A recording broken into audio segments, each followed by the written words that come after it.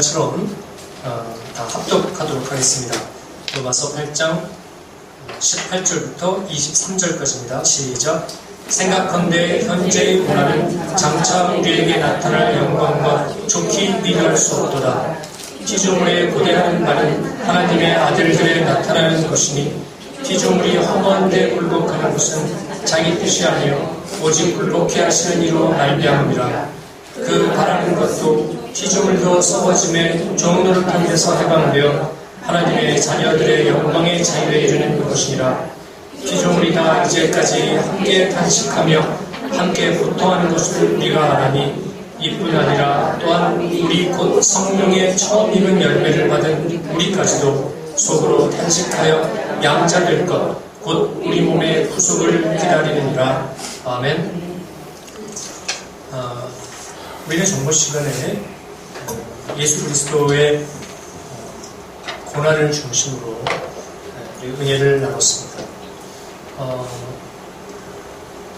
러시아 속담에 아침에 일어나서 깨어났는데 고통이 없으면 너는 죽은 것이라고 생각하면 된다. 이런 말이 있습니다. 이 세상에서 살아있는 그 동안에는 어떤 의미로든지 고통이 있습니다. 그 고통이 없는 상태라면 그거는 넌 지금 세상을 살아가는 게 아닐 거야.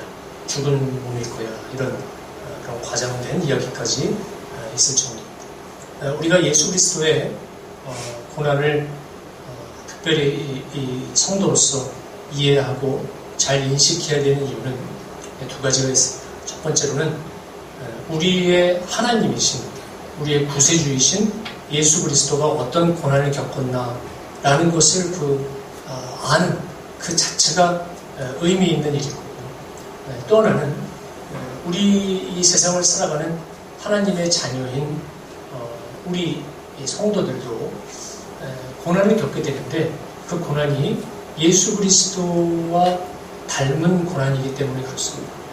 그러므로 해서 우리가 예수 그리스도의 고난을 잘 이해함으로 해서 우리가 그 길을 가고 있는 것인가를 점검해보고 또 대처하고 극복할 수 있으리라 이렇게 생각을 합니다. 전번 시간에 보셨지만 이 17절에 본문의 그 바로 위에 17절이죠. 보시면 자녀이면 또한 후사 곧 하나님의 후사요 그리스도와 함께한 후사니 우리가 그와 함께 영광을 받기 위하여 고난도 함께 받아야 될 것이니라 이렇게 쓰여져 있습니다. 그러니까 우리의 이 세상 속에서의 형편, 이 세상 속에서의 상황은 예수 그리스도와 함께한 후사이기 때문에 그가 받은 고난을 그리고 그가 받은 성격, 그가 받은 그 깊이 그런 고난을 우리 또한 하나하나 밟아 나간다라는 것입니다. 예수 그리스도는 가까운 사람들에 의해서 배척과 배신을 받았죠. 우리도 이 세상 살아가면서 아주 가까운 사람들한테 배신을 느낄 때, 또 배반을 느낄 때도 있고, 때로는 우리가 그 배반자인 경우도 있습니다. 가해자인 경우도 있고. 또 예수 그리스도는 옥에 갇혔었죠. 우리는 유형무형의 그런 옥에 갇혀 있습니다. 그리고 진짜로 어떤 일에 연루되어서 갇힐 때도 있습니다. 그리고 무엇보다도 예수 그리스도는 몸이 많이 상하심을 얻었죠. 그래서 또 우리는 병에 걸릴 때도 있고 아파하고 저도 사실은 등이 되게 좀 아파서 진통제를 마약성 진통제를 받은 게 있는데 안 먹고 있는데 왜냐면 그게 환각제예요. 환각 증세가 부작용으로 있어요. 그래서 그걸 먹고 여기에 강단에서 혹시 이상한 방언을 하고 막 그럴까 봐서 안 먹고 그냥 생짜로 버티고 있는데 하여튼 그 아픕니다. 어떨 때 빨리 가고 싶을 때가 좀 있습니다. 하나님 나라로 그냥 빨리 가고 싶을 때가 있는데 그냥 가면 괜찮은데 가기까지 되게 아픈 걸 겪잖아요. 그래서 그건 좀 아니다 싶습니다. 그냥 확 가라 그러면 가겠는데 아프다가 죽으라 그러니까 참 힘듭니다. 때로는 자기 자녀가 아플 때도 있죠. 아마 자신이 아픈 것보다 자녀가 아픈 것을 보는 게 더 슬플 것입니다. 또 자녀가 죽는 것을 목격한 그런 사람들도 있습니다. 예수 그리스도는 우리를 바라보면서 길 잃은 양떼 같다 이렇게 얘기했습니다. 자기의 자녀들이 전부 다 유형무형의 병에 걸리는 것입니다. 실제로 무슨 육체적 정신적 병만 질병이 아니라 어디로 가야 될지를 모르는 것도 사실은 죄의 증상으로서 병에 걸리는 거죠. 그리고 오늘도 송혜 선생님인가요? 그분 그 기사를 이렇게 나서 봤는데 1974년에 그러니까 참 오래됐는데 그때 그 아드님이 돌아가셨대요. 그러니까 아버지로서 아들이 죽는 것을 보고 너무 가슴이 아팠다고 합니다. 지금까지도 가슴이 애리다고 합니다. 그 세월호로 죽은 그 자식을 둔 부모님들 마음은 지금 어떻겠습니까? 지금 5개월 됐죠. 5개월밖에 안 됐는데 이제 지겹다 그만해라 이러는 사람들도 참 많은데 그런 분들은 어떤 생각을 갖고 살아가는 분들일까? 그럼 크리스천일까? 이런 생각도 합니다. 경제가 활성화 안 되니까 이제 그만 슬퍼하라.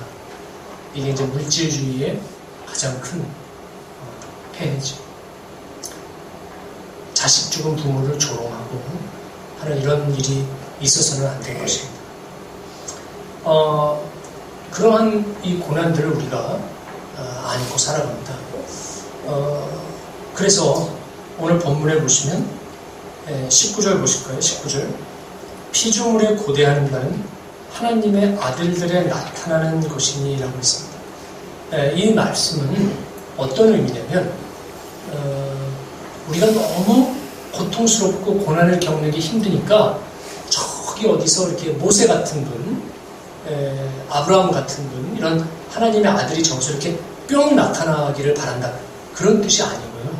그런 뜻이 아니라 우리가 전부 그 하나님의 자녀로서 구원을 받아서 하나님 나라를 이곳에서도 누리고 살고 있다고는 하지만 우리는 아직까지 이 세상의 법칙, 즉 생로병사에 얽매여 살고 있죠. 그렇죠? 우린 다 여태까지 말씀드린 것처럼 그렇게 병도 얻고 죽기도 하고 그렇지 않습니까? 그래서 우리가 기도하면서 하나님과 소통하고 교통하고 성령 충만할 때 기쁘고 행복을 느끼지만 또 어쩔 수 없이 우리가 갖는 고통들이 있습니다. 그래서 우리가 사실은 이 모든 세상 만물은 로마서 1장에서 말씀이 있었지만 하나님의 그 섭리가 깃들여져 있는 것이지만 그것은 깊은 신앙의 눈으로 봤을 때는 그러하지만 성령 충만으로 우리가 봤을 때는 그러하지만 제가 옛날 요양하러 갔었던 자연생활의 집이라고 있었습니다.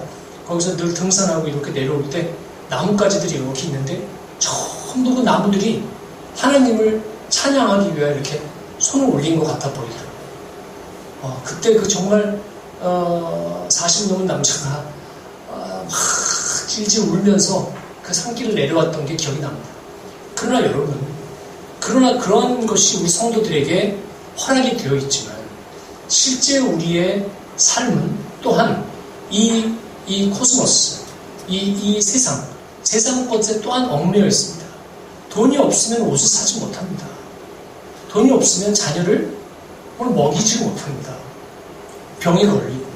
그러니까 나라는 이 사람이 이 세상의 죄의 법칙 하에 아직도 이 육신은 속에 잠겨져 있는 것입니다. 그거를 다른 표현으로 죄에 가두셨다 이렇게 표현하는데 그건 나중에 한번 또 말씀드릴 때가 있을 것입니다. 그래서 우리는 전부 다 신음하는 것입니다. 우리는 하나님의 자녀이고 하나님의 그 예수 그리스도와 함께한 후사인에도 불구하고 우리의 실제 이 죄로 가득 차인 세상 속에서 죄의 법칙으로 굴러가는 이 실험할 수밖에 없는, 나를 전면적으로 공격해오는 이 세상, 여기에 나는 다 씌여 있는 것입니다. 우리의 머리카락도 자라고, 우리의 주름살은 늘어나고, 그렇지 않습니까? 50 좀 넘은 영화배우, 여자 영화배우 제가 알고 있는데, 보톡스라고 그래요. 그거랑 뭐 시술을 너무 받아가지고, 이렇게 보기만 해도 막 너무, 정말 징그러운데, 주변 사람들이 말을 안 해줘요. 그래서 계속 그걸 시술 받는 거예요. 그리고 뭐 언니, 오늘 뭐 좀 받으셨어요? 그러면, 나 받았어. 어때? 이러면, 흉측해요. 이렇게 얘기할 수는 없잖아요. 그러니까, 젊으셨어요. 20대 같아요. 또 그냥 그렇게 속이는 겁니다. 속이는 게 하나의 예의가 돼버린 또 세상이죠. 그럼 서로 속고 속이고, 그래서 기뻐하고, 이런 거짓과 허위, 위선, 다시 말씀드리지만 생로병사, 이런 속에 우리가 속에 들어있는 것입니다. 그래서 그런 껍데기들이 다 벗어져서 모든 피조물이 다 그 껍데기들을 다 벗고 이제 진정한 하나님의 섭리가 드러나기를 기다린다라는 뜻입니다. 이해하시겠습니까? 네. 그러니까 자기들, 내가 이제 그만 좀 해방됐으면 싶은 겁니다. 그만 좀 해방됐으면. 네. 이제 더 이상 고통, 고난 속에 있지 않았으면 좋겠다. 분명히 하나님의 자녀이기 때문에 하늘의 그 도를 깨우쳐가고 있고, 그것을 알고 있음에도 불구하고 이 세상 속에 쌓여있는 내가 이제는 그것을 이제 다 무너뜨리고 정말 진정한 하나님의 자녀로서 나타나기를 고대하고 있다는 것입니다. 그래서 고난의 연속을 얘기하고 있습니다. 20절도 보시면 같은 맥락입니다. 피조물이 허무한 데 굴복하는 것은, 이 허무한 데라는 것이 바로 지금 말씀드린 이 세상을 얘기하는 것입니다. 돈에 굴복하죠. 그 다음에 우리 생명, 굴복할 수밖에 없죠. 죄가 들어온 이래로 인간은 전부 다 병에 걸리고 죽을 수밖에 없잖아요. 거기에 굴복하게 되는 것은 자기 뜻이 아니에요. 오직 굴복해 하시는 이로 말미암으리라.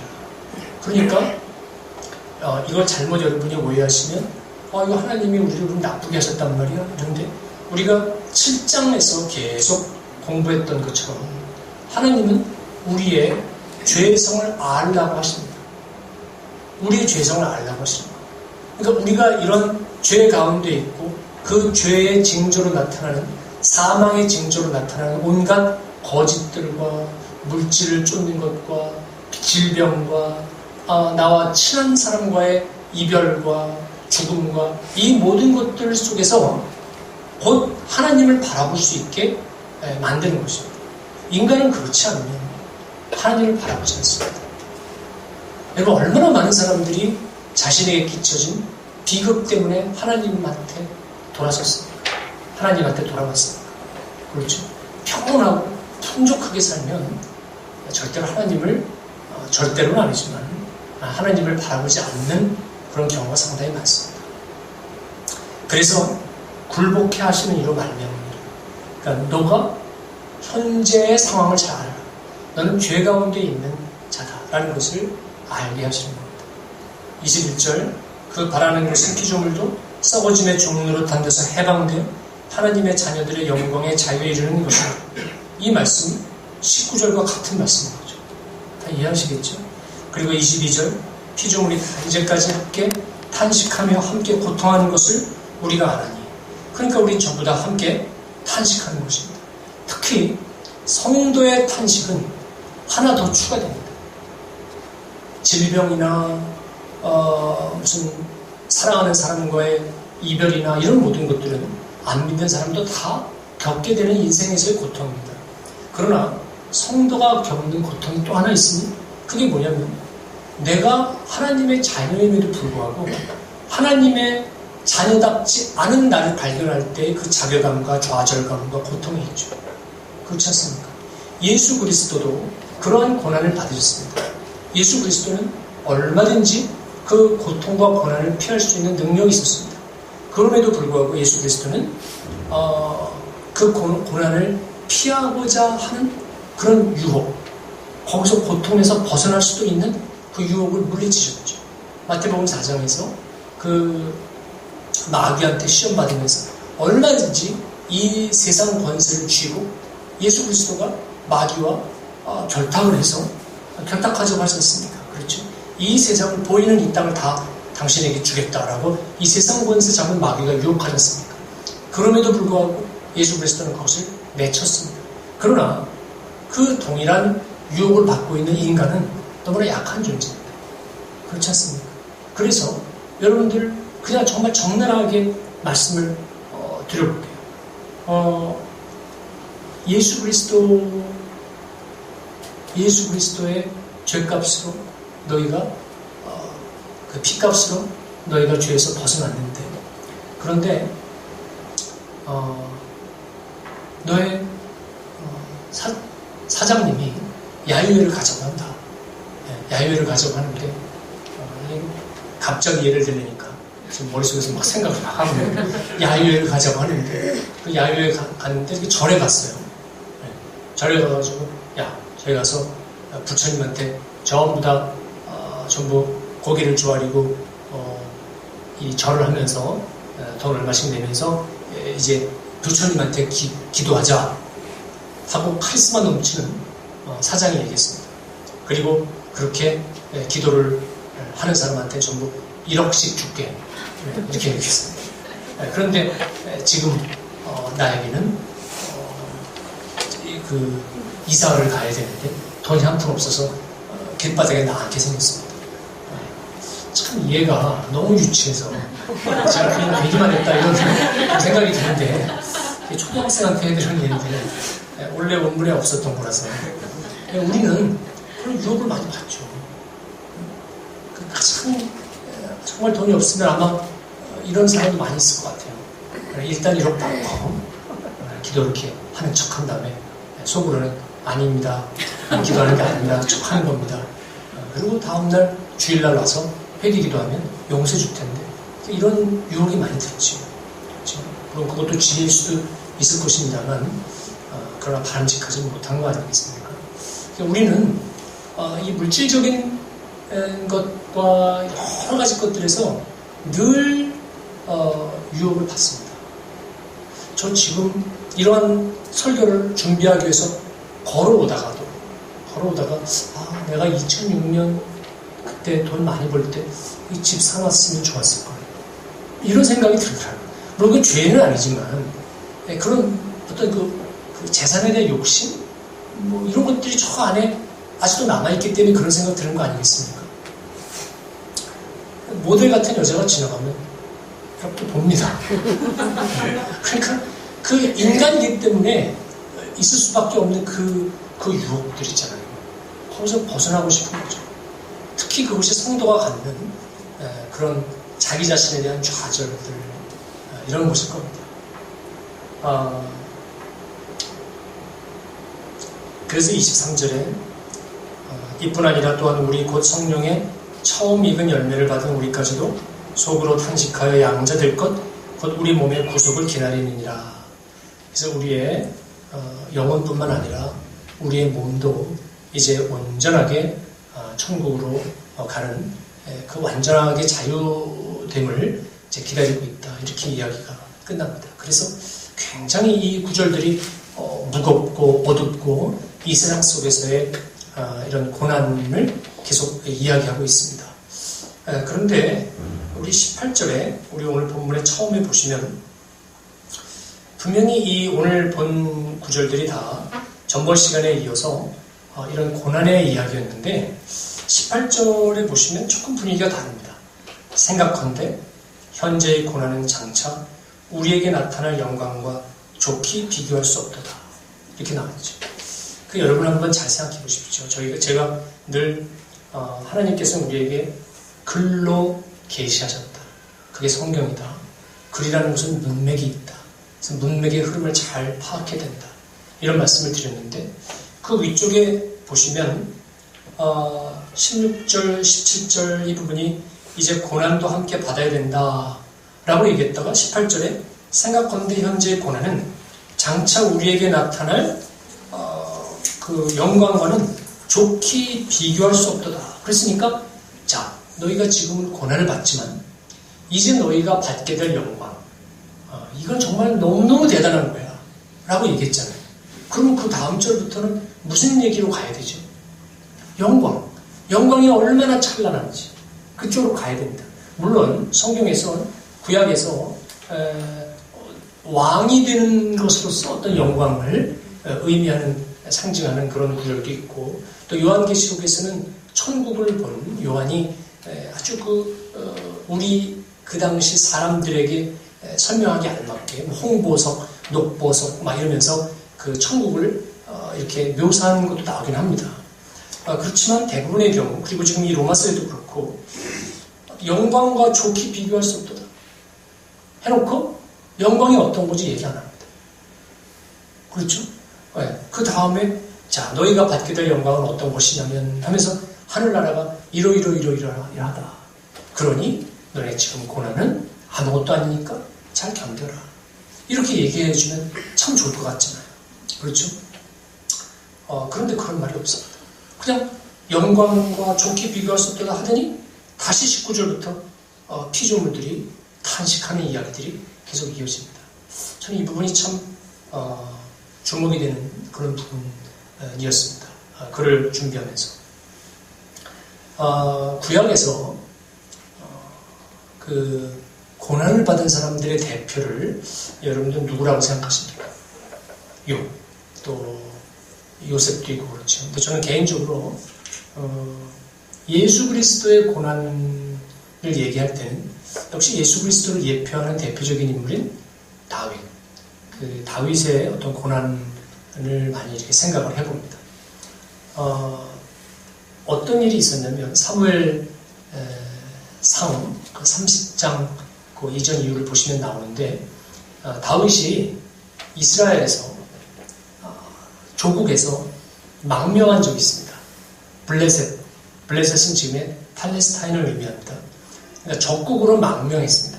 사울 왕이 하도 다윗을 죽이려고 쫓아다니기 때문에 자기 휘하의 부하들을 이끌고 아예 적국인 팔레스타인으로 망명했어요. 여러분이 이렇게 생각하시면 됩니다.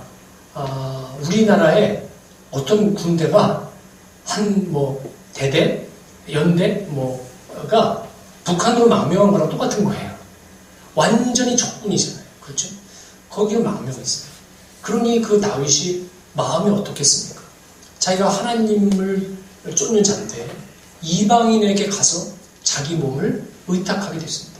그리고 그 이방인인 블레셋 사람들의 신임을 얻기 위해서 굉장히 노력합니다. 그 얼마나 모욕과 굴욕감을 느꼈겠습니까? 근데 하루는 어떤 일이 있었냐면 그 블레셋이랑 이스라엘이랑 전투를 벌이게 됐습니다. 그래서 다윗이 그 신임을 얻기 위해서, 그리고 그 덕을 갚기 위해서 자기도 싸우겠다고 얘기합니다. 너무나 아이러니하죠. 그렇죠? 참 있을 수 없는 일인데 그 다윗의 심정이 어떻겠습니까? 자기의 조국 군대와 싸워야 되는 것입니다. 그리고 내가 싸우겠다라는 그 의지를 막 피력함으로써 해서 자기가 의탁하고 있는, 자기를 도와주고 있는 블레셋 사람들의 마음에 들기 위해서 막 노력을 합니다. 나를 못 믿으시냐고, 내가 가서 싸우겠다고 막 그럽니다. 그래서 그 다윗과 다윗의 부하들이 기거하고 있던 시글락이라는 그 마을이 있었는데 그 마을에서 다 나와서 전투장으로 갑니다. 그런데 정말 더욱더 큰 모욕은 뭐냐면 그 이스라엘과 싸우겠다고 나왔는데 이 블레셋의 여러 그 장군들이 어떻게 저 다윗을 믿을 수 있느냐. 저 다윗이 우리 편이라고 지금 하지만 원래 이스라엘 사람인데 쟤네가 전투 중에 갑자기 말을 돌려서 우리를 공격하게 되면 그럼 우린 그때 망하는 거 아니냐. 저 다윗이 전쟁을 굉장히 잘한다는데 쟤를 믿을 수 없다. 그래서 다시 돌아가라고 합니다. 야, 니네 살던 그 우리가 정해준 거처 있지? 쓰으라고 다시 돌아가. 이럽니다. 정말 창피하죠. 그죠? 이 자기 모국이랑 싸우러 나가는 것도 참 처절한 일인데 그거를 제가 싸울게요. 저를 믿어주세요. 그랬더니 오히려 블레셋이 너 못 믿겠어. 너네 그냥 가서 쉬어. 이렇게 된 거예요. 정말 좌절스럽겠죠. 처참하고. 그런 처참한 몰골로 자기들이 거주하고 있던 시글락으로 갔는데 그때 마침 시글락을 잠깐 비운 사이에 그 아말렉이라는 군대 있습니다. 옛날에 모세가 이렇게 손을 들면 전투에서 이기고 내리면 지고 했던 게 아말렉과 전투였는데 아말렉은 그 야곱의 형이었던 에서, 그 에서의 후손들입니다. 그 아말렉 군대가 그 마침 시글락에 다윗과 다윗의 병사들이 나간 사이에 그 시글락을 와가지고 초토화시킵니다.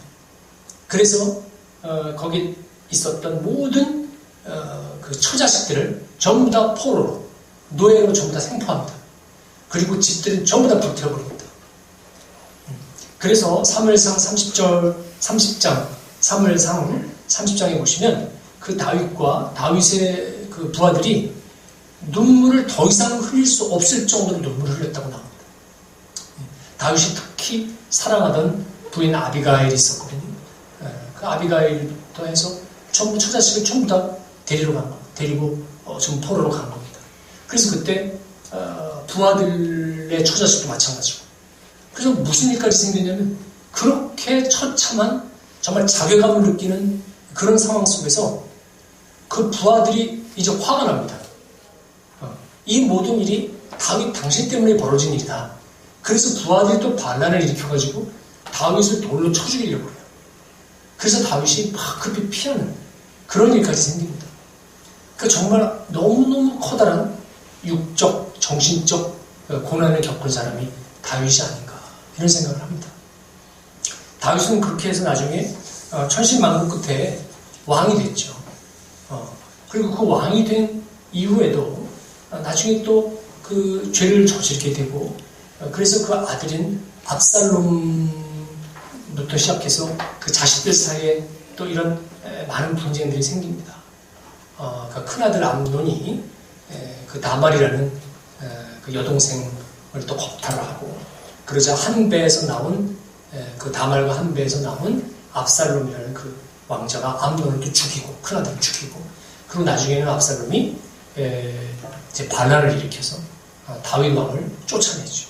그래서 다윗 왕이 요단강 동쪽으로 또 도망갑니다. 그러니까 왕이 되기 이전에도 늘 사울 왕에게 쫓기고 그리고 적국에 가서 의탁하는 신세가 됐다가 거기서 모든 온 가족을 다 잃고 나중에 천신만고 끝에 왕이 된 이후에도 아들이 일으킨 반란, 그러니까 자식이 자기를 죽이려고 지금 하는 거지 않습니까? 그게 얼마나 괴로웠겠습니까, 여러분? 다른 사람도 아니라 자식이 자기를 죽이려고 하는 겁니다. 그럴 때 쫓겨가고 그러면서 그 다윗이 쓴 시가 있습니다. 그 시가 바로 시편 23편입니다. 여호와는 나의 목자시니 내게 부족함이 없어. 그가 나를 푸른 초장에 누이시고 나를 쉴 만한 물가로 인도하시는도다. 그가 나의 영을 소생시키시고 그의 자기 이름을 위하여 의로 인도하시는도다. 내가 사망의 음침한 골짜기로 다닐지라도 그가 내가 해를 두려워하지 않으면 그가 나와 함께 하시리라. 이런 시를 적었습니다. 그러니까 이렇게 하나님을 계속 의지하고 믿을 때 나중에 정말 좋은 일이 있을 거야 라는 게 없습니다. 그냥 그런 상황 속에서도 그냥 하나님과 함께 하심으로 해서 그가 느끼는 그 천국, 그가 하나님과 함께 하심으로써 얻게 되는 그 기쁨, 그걸로 족하라. 이렇게 나옵니다. 우리가 만약에 타임머신이 있다면 사울왕에게 쫓기고 시글락에서 많은 비극을 당하고 했던 그 다윗 왕에게 우리가 찾아가서 다윗 어른 조금만 기다리십시오. 당신이 나중에 왕이 될 것입니다. 이렇게 얘기할 수 있겠죠. 그러나 그런 일은 없습니다. 우리가 지금 막 갖고 있는 이 세상 속에서의 그 고난도요. 누군가가 또는 성경에서 조금만 기다려봐라. 너는 이러이러한 찬란한 일이 기다리고 있을 거야.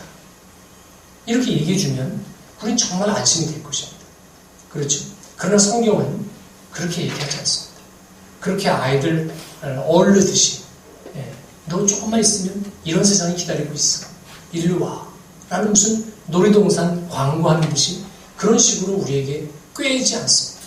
그러지 않고 인내하라고 합니다.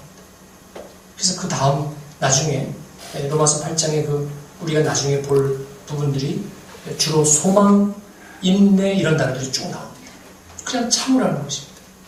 그냥 소망하라는 것입니다. 저는 이 교회, 우리나라의 한국교회뿐만 아니라 저는 가끔 한국교회 문제 그러는데 미국 교회도 마찬가지예요. 전부 다 이 번영신학이 다 가지고 있고 성경에서는 이 세상 것을 탐하지 말라고 했는데 우리 교회, 미국 교회도 마찬가지고 전부 이 세상 것을 탐하기 위하여 11조 내라고 하잖아요.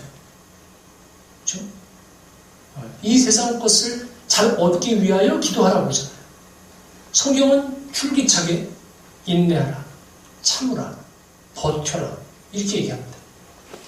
아까도 보셨지만 장차 너희가 받을 영광 정말 비교도 할 수 없다 라고 해놓고 그 영광이 뭔지를 얘기하지 않습니다. 그냥 믿으라는 것입니다. 그래서 믿음은 바라는 것의 실상이라는 것입니다. 여러분 그거 잘 해석해 보십시오. 저기 그 어구를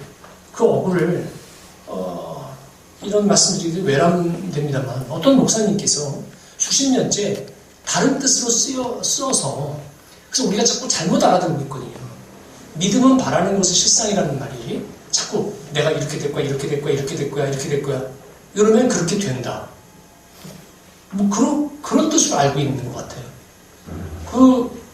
좀 심하게 말씀드리고 싶은데, 심하게 말 안 하겠습니다. 여러분, 믿음은 바라는 것의 실상이라고요. 우리가 바라는 게 뭐죠? 영광이잖아요. 우리 이 성도가 이렇게 고난과 고통 속에 신음하고 있죠. 그렇죠? 그런데 우리가 이제 나중에 갖게 될 영광 너무너무 커. 이제 천국에 가서 하나님과 함께 이제 거하면서 너무너무 정말 다시는 애곡하는 일이 없고 정말 기쁨 속에서 성령 충만함 속에서 살게 될 거야. 우리가 때때로 이 세상에서 느끼는 성령 충만함의 천국 시민으로서 느낄 때가 있지 않습니까? 그 느낌이 평생 영생토록 계속 지속되는 그런 게 있을 거야. 그렇죠? 근데 그거를 증거대봐. 그게 네가 바라는 거야? 이제 증거가 뭐야? 그럼 그 증거를 내놓는 게 뭐라는 거예요? 믿음이라는 거예요. 믿음이 곧 바라는 것의 실제 상이라는 거예요. 실상이라는 거예요. 그러니까 우리가 내놓을 수 있는 건 믿음이라는 거예요. 그러니까 여러분 제발 어디 가서 자 너희가 무슨 내년에 사업을 하게 됐는데 5억을 벌고 싶다. 그러면 5억 나는 5억을 벌 거야. 5억을 벌 거야. 이렇게 5억을 벌 거야. 그러면 그게 실현된다. 그래서 무슨 4차원의 영성응치 예수 그리스도는 빠진 거죠. 그러니까 예수 그리스도는 아무 상관이 없는 거예요. 그냥 내가 이렇게 되면 이렇게 5억 그러면 5억이 생긴다는 거예요. 그게 믿음은 바라는 것이 실상의 뜻이 아니에요. 우리가 바라는 성도로서 바라는 그 영광된 삶, 천국 삶, 그것의 실제 모습이 뭐야? 믿음이란 뜻입니다. 믿음. 그리고 소망과 같은 말이기도 합니다. 소망. 나중에 그 말씀에 대해서 자세하게 말씀을 드리겠습니다만. 그래서 여러분, 우리는 성도로서 여러분의 이 삶 속에서 나중에 갑자기 획기적으로 환경이 바뀌고 너무나 놀라운 기적이 벌어지는 것, 그것을 우리는 육신 속에 살고 있기 때문에 사실은 바랄 수밖에 없죠. 그러나 여러분이 저 깊은 영성을 가지고 생각하실 때 이 세상적인 어떤 환경 내에 있어서 어떤 새로운 뭔가를 얻을 생각을 하시는 것보다는 지금 이 상황 속에서 하나님과 함께 하심으로써 얻는 그 성도로서의 그 천국 시민으로서의 그 즐거움을 더 추구하십시오. 여러분에게 정말로 저도 마찬가지입니다만 갑자기 병이 확 나버린다든지 갑자기 자식 문제가 해결된다든지 이런 것들은 하나님께서 알아서 해주실 겁니다. 우리가 구할 것은 그거를 구하는 것이 아니라 늘 하나님과 함께 하시라. 여호수아가 구했던 최종적인 것은 함께 해주십시오 라는 것이지 않습니까? 그래서 전번 시간에도 말씀을 읽어드렸습니다만 하박국의 그 고백이 나오는 것입니다. 그렇게 바빌론 사람들에게 호가 꿰어서 포로로 이스라엘 민족들이 다 쫓겨가고 잡혀가고 그 엄청난 비극 속에 굶어 죽고 맞아 죽고 병으로 죽고 하는 그 상황 속에서 그 시가 나오는 것입니다.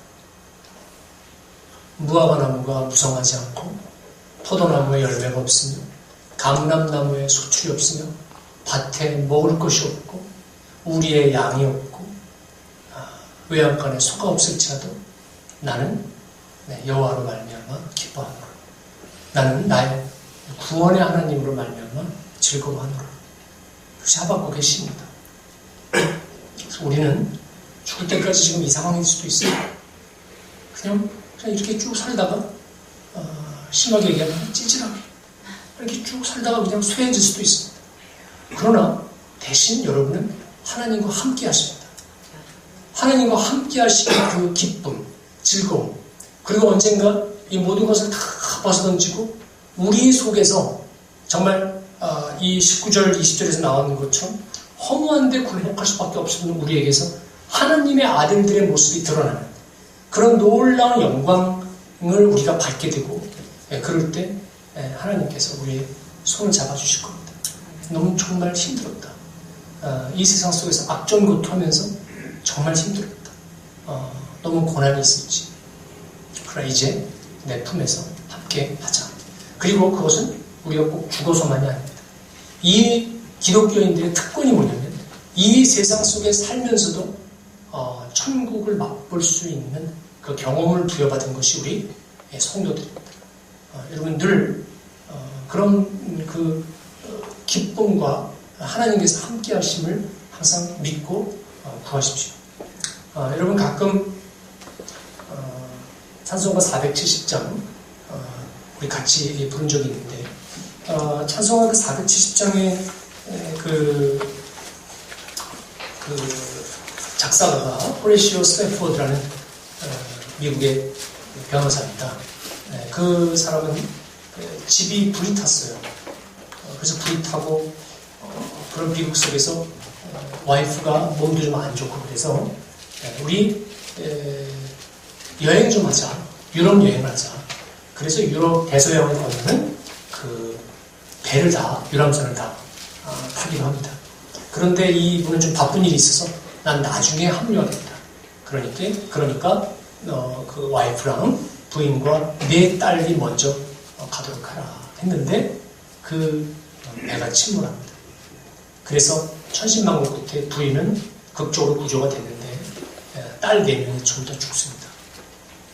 그래서 그 슬픔을 가지고 그리고 그 배를 타고 다시 대서양을 건너면서 그 침몰됐던 그 지역에 갔을 때 그때 하나님을 갑자기 느낍니다. 그러면서 찬송가 470장 작사를 하게 됩니다. 평안하다.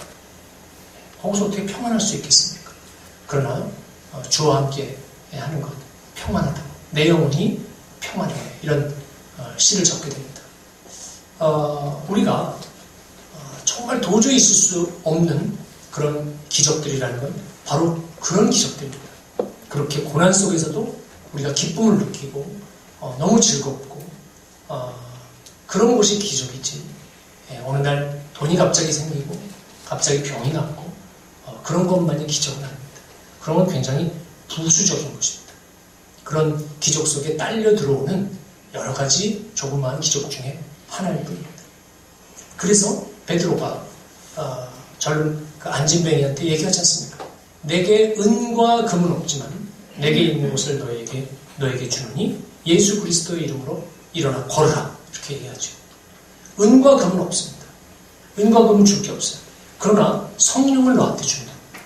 그래서 앉았다가 일어나 걷는 것입니다. 여러분, 안진뱅이라는 것은 질병이고 질병은 사망의 징조고 그래서 그것은 죄인을 의미하는 것입니다. 그랬다가 그가 일어섰죠. 그러나 여러분 잘 생각해 보십시오. 이렇게 앉았다가 일어서는 게 뭐죠? 십자가입니다. 그렇죠? 기둥이 세워지는 게 십자가예요. 그는 일어섰죠. 하지만 동시에 성령을 받은 하나님의 자녀로서 그가 질 십자가를 동시에 메고 서게 되는 것입니다. 우리의 성도의 이 세상 속에서의 상황이 그렇습니다. 여러분, 이러한 삶 속에서도 늘 하나님을 구하고 또 하나님으로 말미암아서 기뻐하시고 행복하시고 그리고 서로서로를 위해서 중보 기도하시고 예수 그리스도를 신뢰하시고 하나님께서 시작하신 이 역사를 하나님께서 선하게 끝맺으실 것이라는 것을 여러분이 믿으시기 바랍니다. 그리고 그러한 믿음 속에서 여러분의 영역이 더 강건해져서 정말로 우리가 나는 하나님의 의를 구하고 또 하나님의 임재하심만을 구했을 뿐인데 우리가 별로 얘기치도 않았던 그런 놀라운 또 우리에게 준 즐거움의 어떤 그 부수적인 또 기적들도 일어나시기를 바랍니다. 저한테도 그런 일이 일어나기를 기도합니다. 여러분 가정에도 전부 다 그렇게 하나님과 함께 하심으로만으로도 행복과 평안을 느끼시는 그러한 복된 성도가 되시기를 기원드립니다. 기도하겠습니다.